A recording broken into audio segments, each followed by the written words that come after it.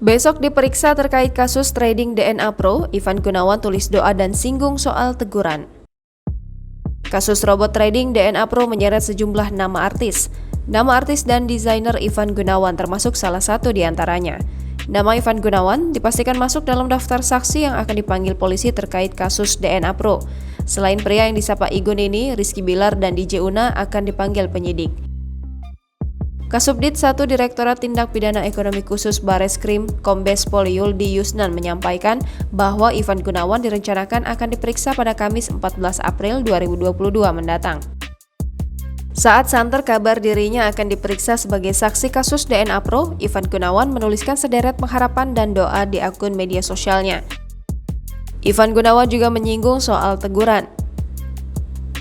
Apakah ini pertanda Ivan Gunawan mengakui keterlibatannya dalam DNA Pro? Sekedar informasi, artis Ivan Gunawan diduga turut terlibat dalam mempromosikan DNA Pro.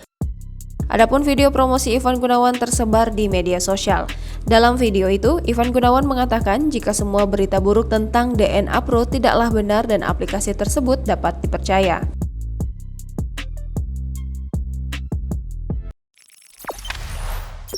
Jangan lupa subscribe, share, komen, dan like ya!